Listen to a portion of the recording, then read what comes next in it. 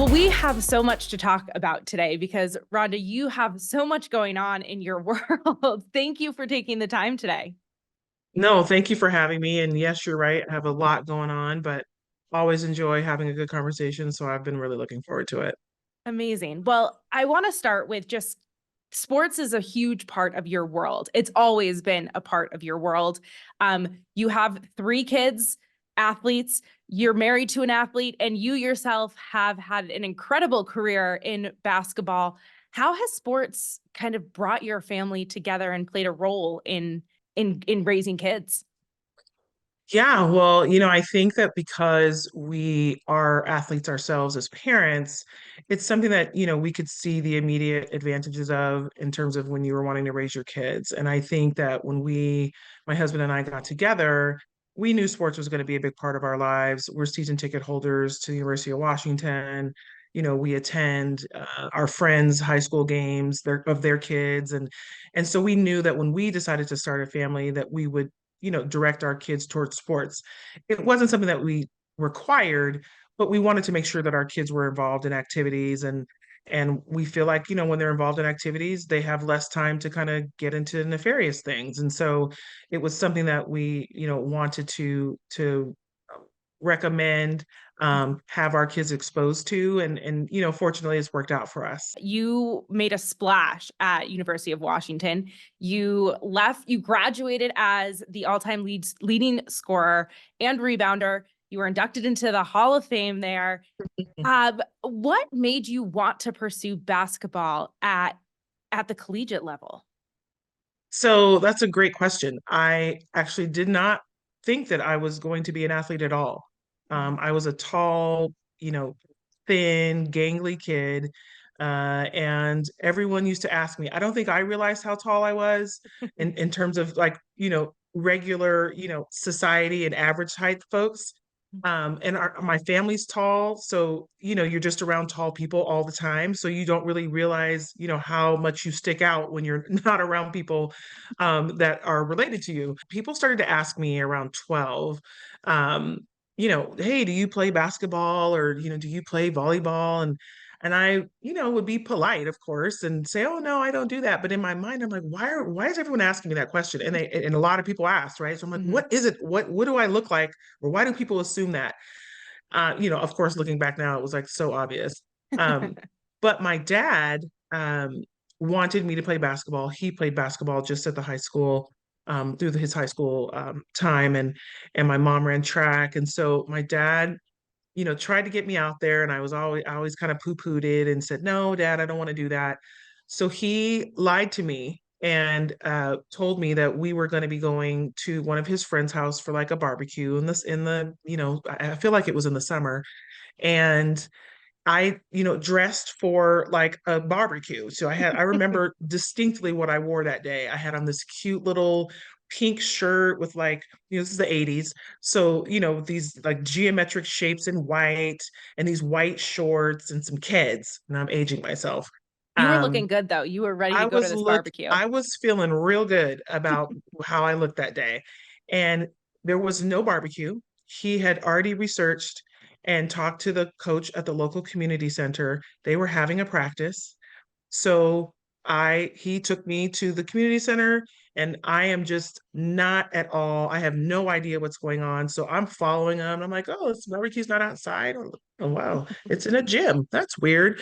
So we go into the gym. There are these girls there practicing, and he, looked at me and said, like, surprise, I was like, no, I don't think I'm going to do this. And so after some, terse conversation, I was going to do what my dad said. And I practiced that day in those clothes that I described that I was wearing.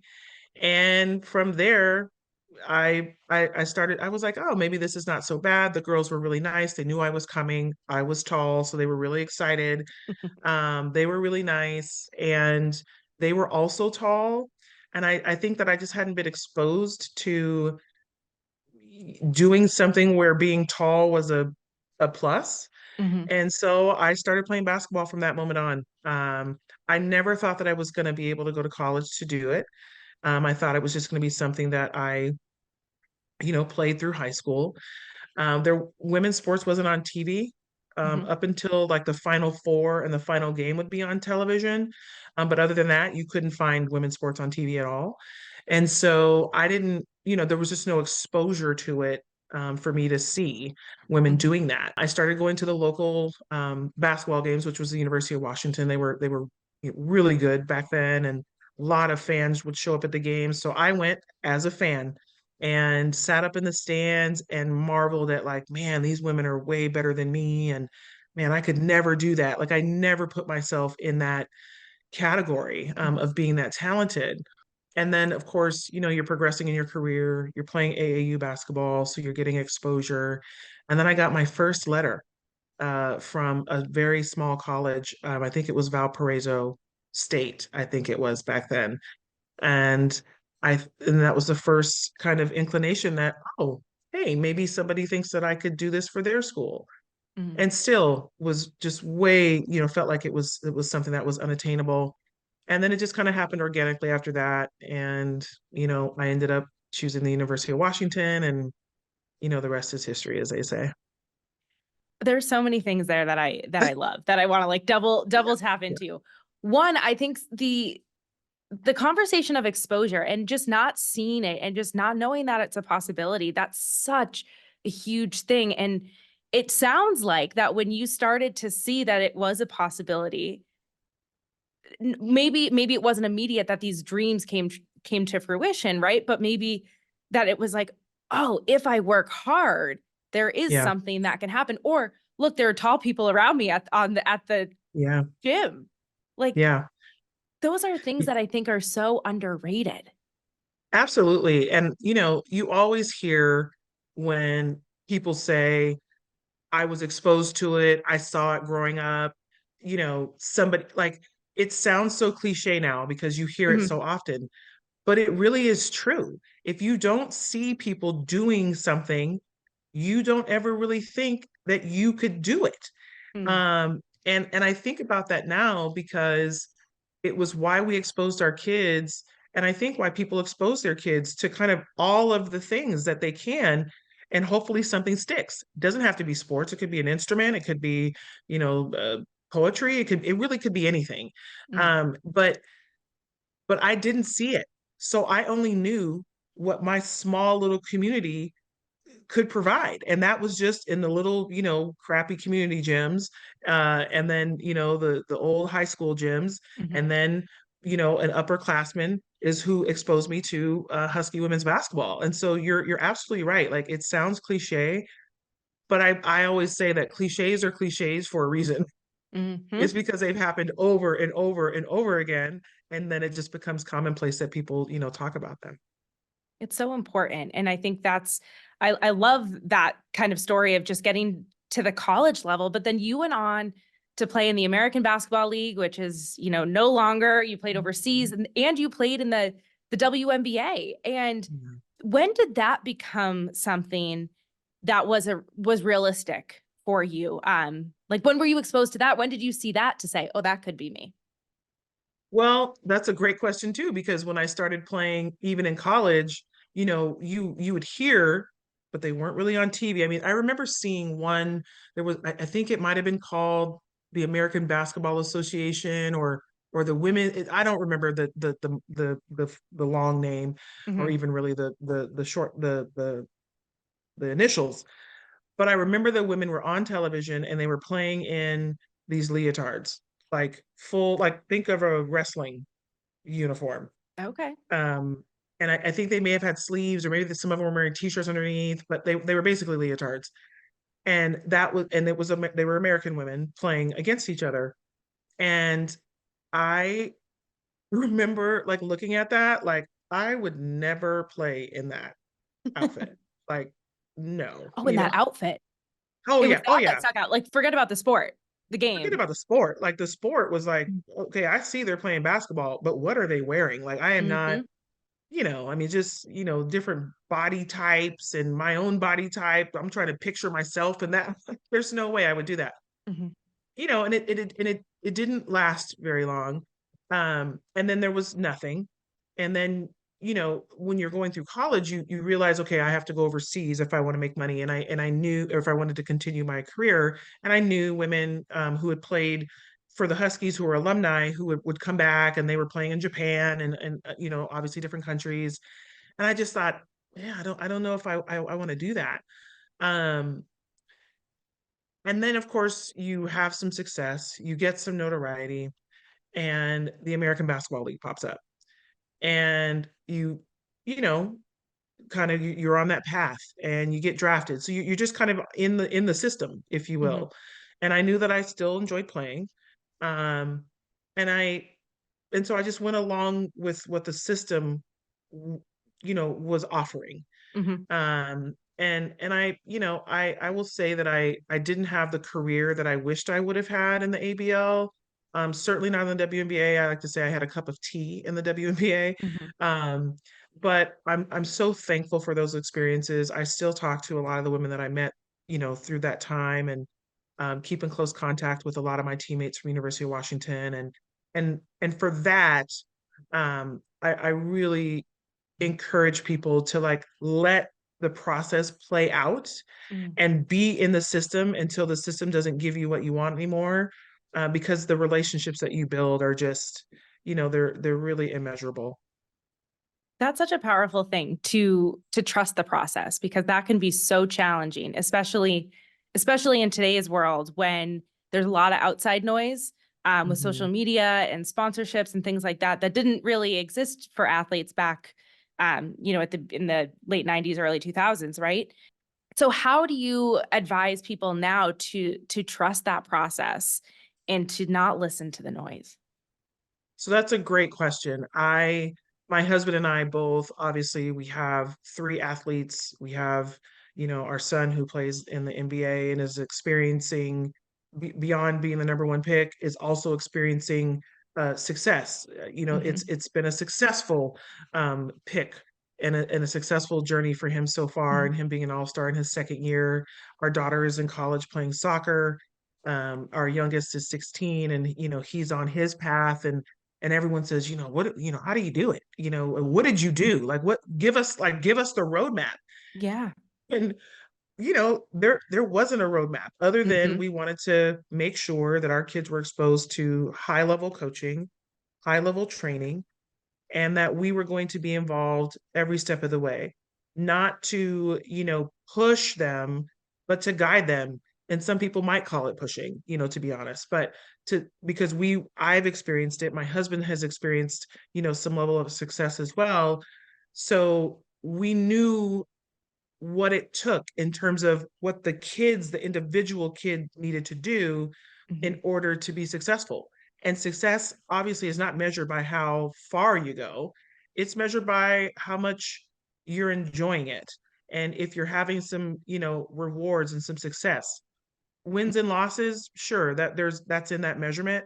But what are you gaining from it? What Hmm. are you able to multitask? I think so many things are gained from being pushed and coached at a young age that help you in your professional life when you're done playing the sport, no matter when that is. 100%. 100%. And so I tell people there's no roadmap. There is no way that you are going to be able to, you know, plan it in a way that you get to the NBA, right? And Hmm. and and unfortunately, that's a lot of parents' mistake. Is they're Hmm. like, how did you get your kid to the NBA? And I'm like, well, we birthed him and we put him in the right situation, and then the rest of it was him. And then Hmm. obviously there was some luck and some karma and some spirit, whatever, right? Right, right. But but it's such a small percentage of Hmm. people who get to even have an opportunity to do what he's doing. There's such a small percentage of people who get to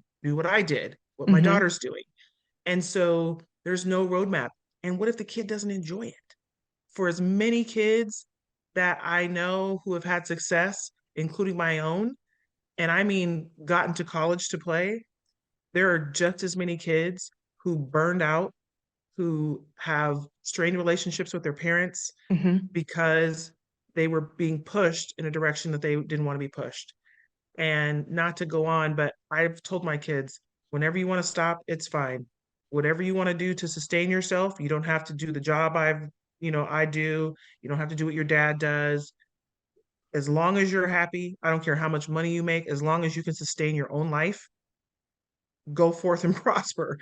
And I know it's people are going to say, well, that's easy for you to say because you've experienced a success, but it is true. I mean, I can only, tell my truth. And I think that it's important that parents know that once you start planning and you focus on that plan, if that's the only plan you have, you're going to be disappointed at some point. There's a fine line, right, between encouraging, challenging, pushing your child because you know their potential and what they can do, whether that's on the basketball court and, making it to the NBA, or if it's in school intellectually, Mhm. or with friends and friendship. It's like a Mhm. hard social situation. You're like, hey, I know you got to be Yeah. the bigger person here. But there's a fine line then between the, we hear the helicopter parent and the Yeah. parent that's doing it all. But what I'm hearing you say is you're giving them the tools, you're supporting them, and then let them use it. Like let Yeah. them go with it. And when they have that ability, it sounds like they're going to feel empowered to do what they want Yeah. and can. Absolutely. Absolutely. Yeah. And I like to say or tell the story. And this is not something that, a lot of people know, but I'm going to share today. Um, my oldest, the one in the NBA, he said he wanted to be in the NBA, seventh grade. Uh, and I tried to expose them. I coached some young ladies who had gone on to college. One ended up at North Carolina. So I took him, he and his friends, or his friend, and my other two kids. We all went to a North Carolina game in North Carolina. Happened to be senior night. The young lady that I was coaching was on the team at that time, and she was a senior. So I wanted to see her, so on and so forth. So I took him to the game. We caught a men's game too.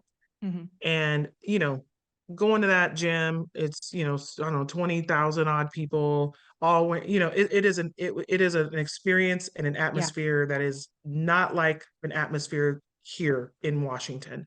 Mhm. And after the game, it was packed. It was a sellout. And after the game, I looked at my son and his friend who also played basketball, and I was just watching them from afar. And they were in awe. Like they did not speak. It was such an amazing experience.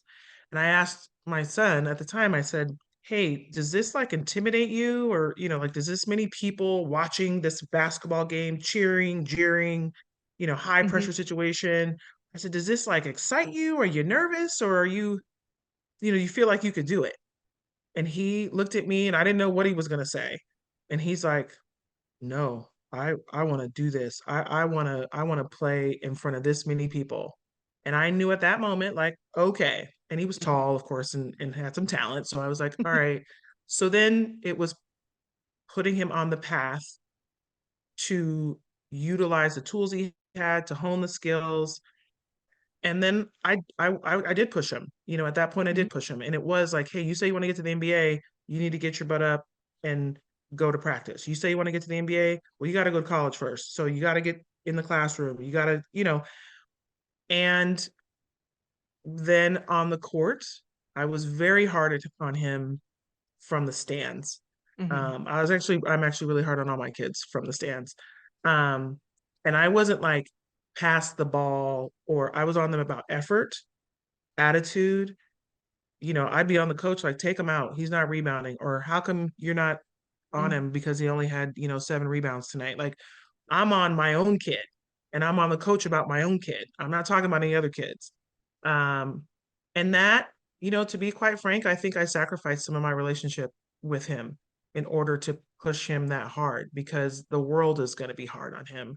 And I Mhm. didn't want it to be a shock how harsh the world was. I wanted him to kind of feel like, oh, well, man, my mom's this is nothing, I go Yeah. home and my Yeah. mom's like, I'm gonna, get it. So, I was willing to do that and I think I would do it again, but it's something that, is a reality of having, uh athletes or pianists or people who want to hone their skill to do something. It's our job as parents, I think, to push them and to put them in situations where they can be successful until they say they don't want to do it anymore. Mm. So, mentioning there of sacrificing part of that relationship, do you feel that now that he's an adult, now that he's playing in the NBA, that you've had conversations about those sacrifices and have, not remedied them is not the right way, not way to Yeah. say that, but have you been able to kind of just discuss that and understand it? Yes, we've touched on it. I don't think we've gotten too in depth. I still, as a matter of fact, I texted him late last night. He had a game and they won. They beat the Spurs and he did pretty good. But he missed a ton of free throws and I looked at his overall free throw percentage and I was like, "Hey, your free throw percentage is hovering around my career free throw percentage in college, which was not good. I was like 67%, which is like Mhm. so bad." Um, and I said, just a little Friday motivation for you, So Yeah, yeah. I still am, you know, coaching from afar. Mhm. I do a lot less of that. I mean, that was kind of couched in a joke, but Yeah, ultimately he knew that I was like, hey, get the free throw percentage up. Like those yeah. are free points and help your team. Um, but yeah, we've touched on it, and I think he understands what I was doing then. Mhm. It doesn't mean that maybe some of the things I did he didn't resent. And he said that, like, I resented her back then, but I understand why she was doing it. And we're fine. We have a great relationship Mhm. and we love each other and there's no animosity there.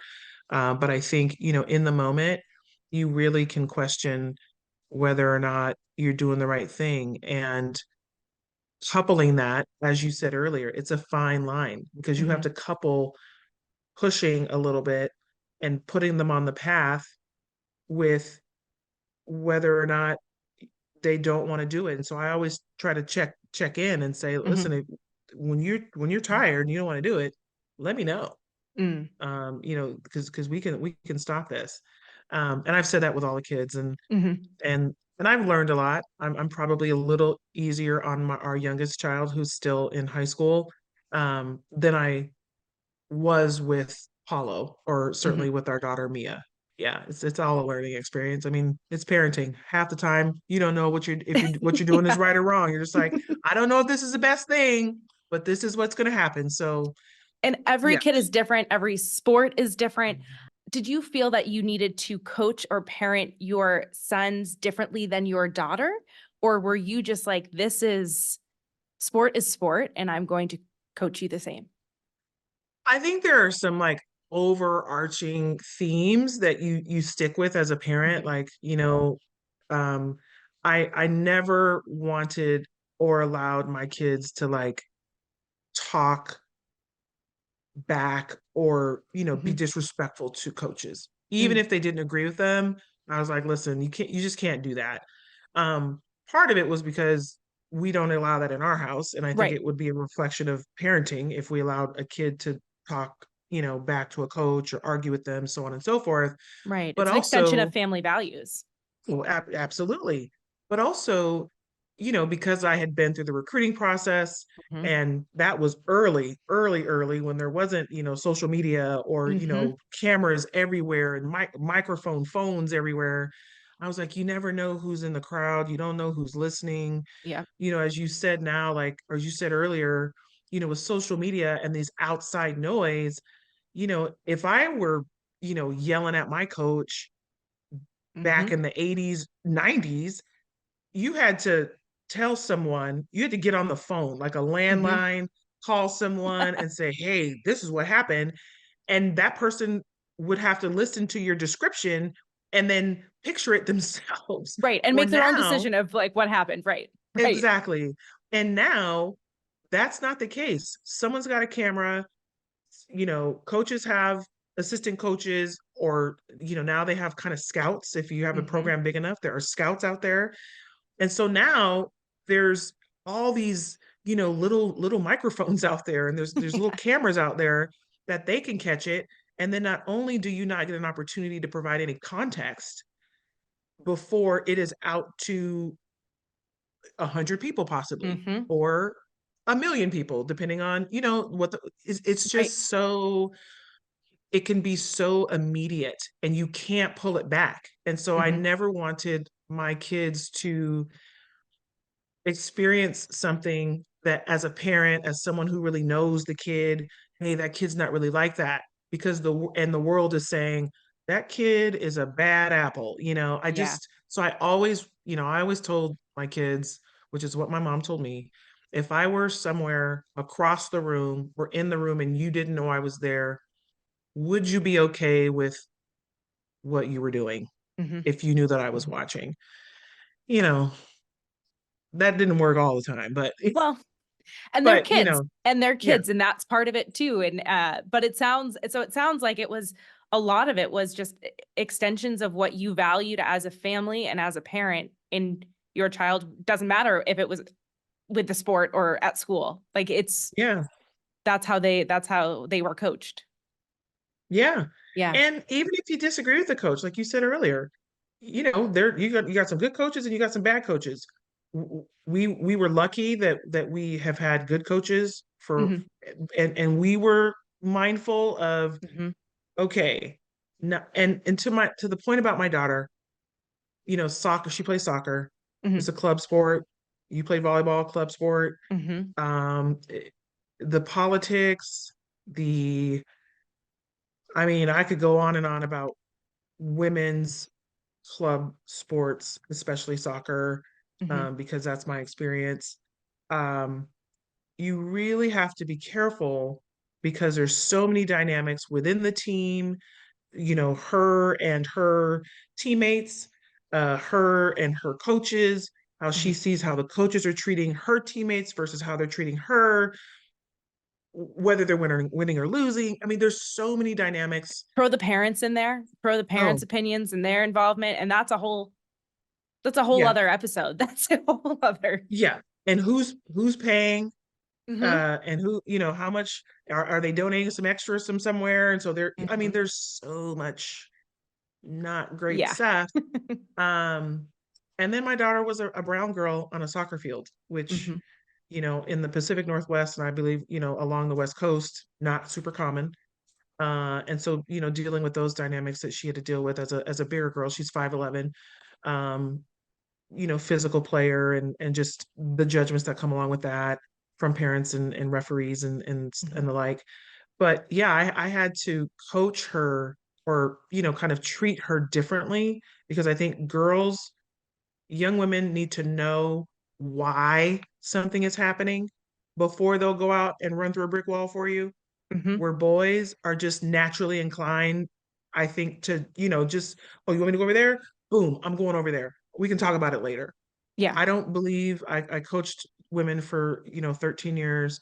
I don't believe that women are that way. I believe that if you explain it to them in short, I mean, Yeah. games going on, but if you can explain it to them in a way that they can understand and get it, they'll run through a brick wall. But if they don't Hmm. know and something doesn't work out and then you don't respond in a way that's understanding, it Hmm. really can do a lot of damage to their confidence. And so yes, I had to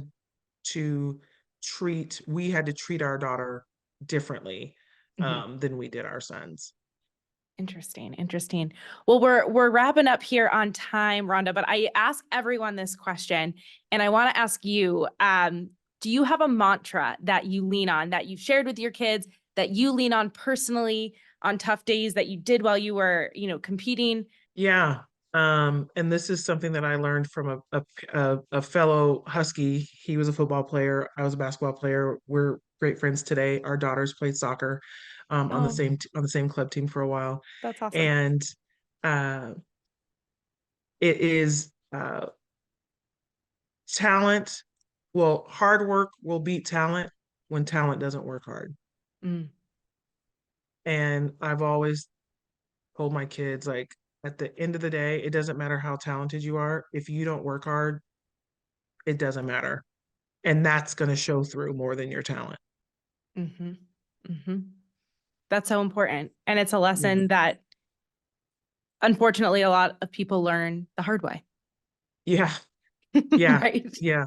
Yeah. In this age of like the 30-second, or the not even 30-second, the 5-second highlight, Hmm. You know, nobody sees all the work that goes in behind it. So Hmm. yeah. Well, and I Mhm. think that's where, you've had that the experience pays off for your kids and for your, and just of you've lived it, you've done it, you've accomplished it, and having, you know, what it takes to be in the gym. You know what it takes for the mindset to be successful. It's not just the glitz and the glam. Yeah. Would be Yeah. nice if it was, but Oh my unfortunately. gosh. That would be so easy, wouldn't it? We could just put on the uniform or put on the makeup and do our thing. That would be so much easier, but But what we can't. fun would that be? Right at the end Oh, of the so day, much when fun. Yeah. like I look back and I'm curious for you, like when I look back, of course you remember some of the championships or the big games, the big moments, the big losses, whatever it is. But I remember the friendships and like those like locker room dance parties and things like that's what I Yes. remember.